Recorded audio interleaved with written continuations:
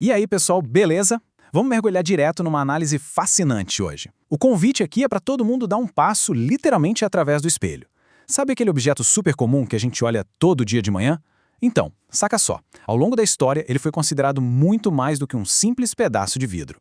A gente vai explorar exatamente como os espelhos atuam como verdadeiros portais entre a nossa realidade e o místico. Bora lá porque tem muita coisa surpreendente por trás desse nosso reflexo diário. Para começar a abrir a cabeça, pensem nesta frase do autor escocês George MacDonald. Todos os espelhos são mágicos. E por que isso é tão pontual, meu? Porque a gente esquece que antigamente ter um espelho em casa era um artigo de altíssimo luxo. Imagina só, séculos atrás ter acesso a uma superfície polida e perfeita era privilégio de pouquíssima gente. E exatamente por ser algo tão raro, inacessível e envolto nessa neblina de mistério, o espelho ganhou rapidinho uma aura de poder incalculável. Não era só uma ferramenta de vaidade, sabe? Era tipo um objeto mágico que capturava a luz e para muita gente capturava a própria essência de quem estava ali olhando. Seção 1. A origem do reflexo.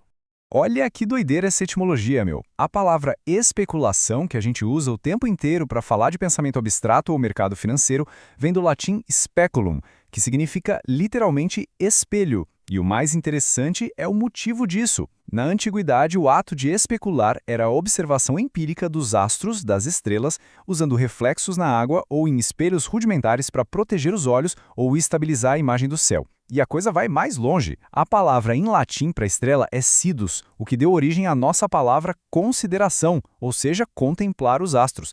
O intelecto humano amarrou a observação do céu usando espelhos com o ato de pensar profundamente. Sensacional, né?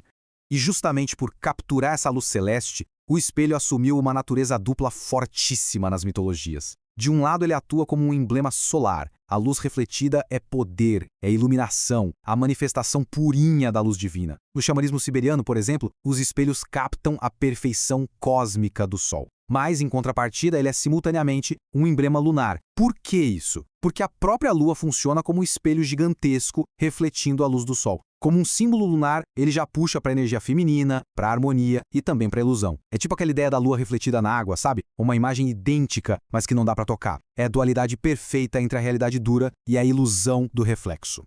Seção 2. O espelho da alma.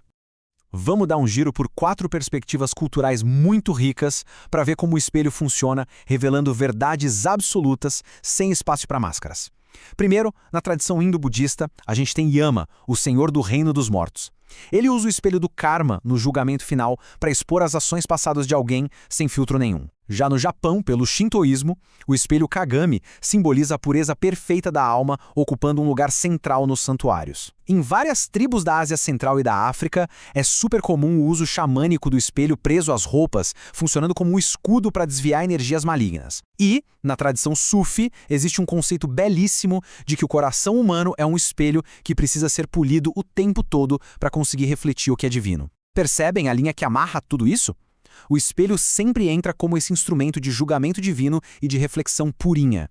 Cara, isso nos leva direto para esta máxima filosófica. O microcosmo humano e o universo são espelhos recíprocos, pensadores gigantescos que vão desde o grego Platão até o místico muçulmano Ibn Arabi ensinaram basicamente a mesmíssima coisa. Aquele polimento do metal espiritual que a gente acabou de ver na tradição Sufi representa a purificação da própria alma. A ideia é que, quanto mais a gente limpa as manchas terrenas desse nosso espelho interno, mais fielmente a gente consegue refletir não só o universo ao nosso redor, mas a essência verdadeira da realidade. Afinal, a escuridão só tá aí para que a luz possa bater e se manifestar no reflexo.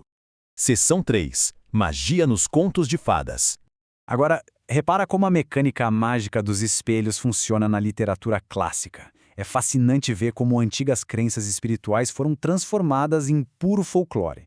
Em Branca de Neve, o espelho é a verdade e a honestidade implacável, zero mentiras.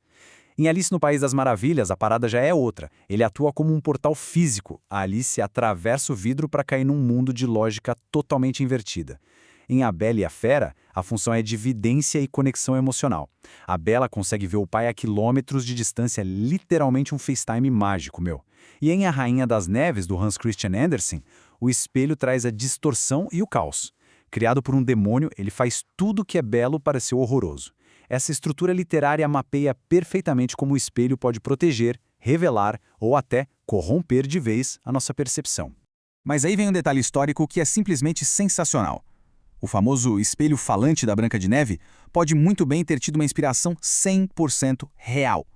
Os historiadores apontam para Maria Sophia von Erthal, que viveu na Alemanha do século XVIII. A madrasta dela tinha um espelho acústico.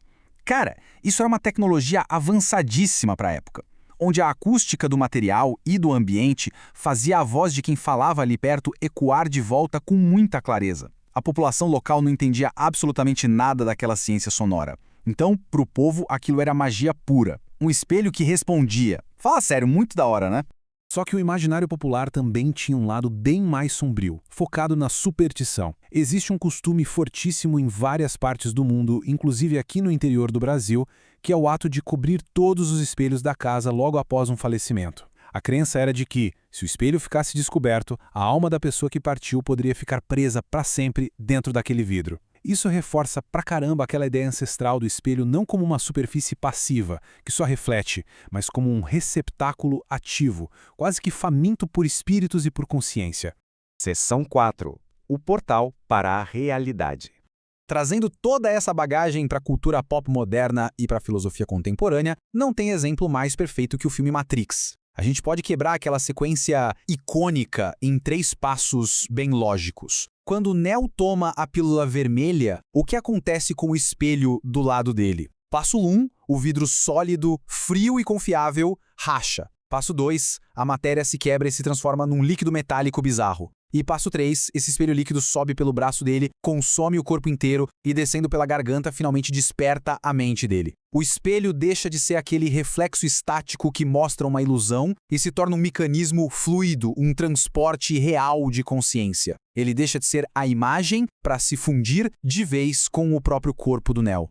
Para amarrar isso com tudo que a gente viu até aqui, essa cena de Matrix é basicamente o mito da caverna de Platão num formato de ficção científica. Ao escapar da simulação, o espelho destrói completamente aquela barreira que existe entre quem observa e a imagem refletida. O Neo para de olhar para as sombras na parede da caverna, que no caso dele era o próprio reflexo digital, né? E o frio daquele metal líquido funciona como o choque térmico do despertar. Ele acorda para a realidade verdadeira simplesmente porque o espelho forçou o cara a engolir a verdade nua e crua. E assim, a gente vai fechando essa nossa análise com esta pergunta que fica martelando na cabeça. Quais segredos a gente esconde do nosso próprio reflexo no vidro? Porque no fim das contas, seja funcionando como um portal mágico, um juiz espiritual ou um metal líquido que quebra a Matrix, o espelho sempre exige que a gente encare a verdade. Ele arranca aquelas máscaras invisíveis que a gente veste no dia a dia para encarar o mundo lá fora. A verdadeira magia, no fim, não está no vidro, mas a nossa capacidade de enxergar quem realmente somos. Vale a pena pensar nisso da próxima vez que a gente parar na frente do espelho, hein? Muito obrigado por acompanharem essa exploração até aqui e continuem sempre questionando o que está por trás da superfície.